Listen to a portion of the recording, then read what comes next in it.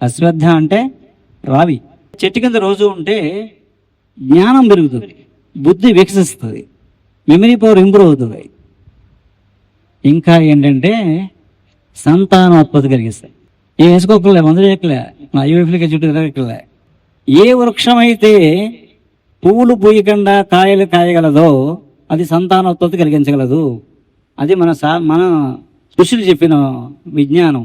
రావి చెట్టు పువ్వులు పూయకుండా కాయలు కాసే మొక్కలో రావి చెట్టు ప్రధానమైన. చూసారా, ఈ కాయ మీద బొడుపులు వస్తాయి, పువ్వులు ఉండవు. రావి చెట్టు, ఆ రావి కాయలు తిన్నా, రావి చెట్టు చుట్టూ రోజు ప్రదక్షిణ చేసిన సంతానోత్పత్తి కలుగుతుంది ఇద్దరికి. అందుకే సంతానవనం అని చెప్పేసి ఊళ్ళల్లో రావి చెట్టు వేప చెట్టు రెండు వేసి పెళ్లి చేసి ఒక కార్యక్రమం చేసి అక్కడ సుబ్రహ్మణ్య స్వామి నాగదోషం ఉంటే పిల్లలు పుట్టరని ఒక సుబ్రహ్మణ్య స్వామి కూడా బ్రష్ చేసి పెడితే దేవుడి మీద నమ్మకంతో, చెట్టు మీద నమ్మకం కాదు, దేవుడి మీద నమ్మకంతో వెళ్తారు కదా.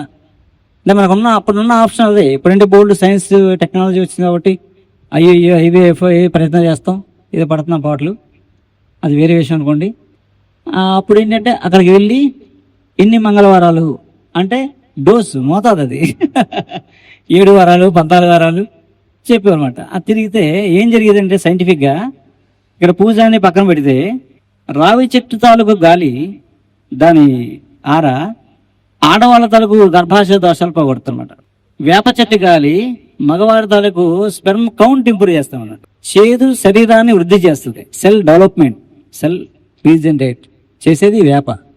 సో మగవాళ్ళకి కౌంట్ ఇంప్రూవ్ అవుతుంది, ఆడవాళ్ళకి గర్భాశయ దోషాలు పోతాయి. ఆ రెండు చుట్టూ తిరగడం వల్ల సంతానం కలుగుతుంది. ఇది సైన్స్.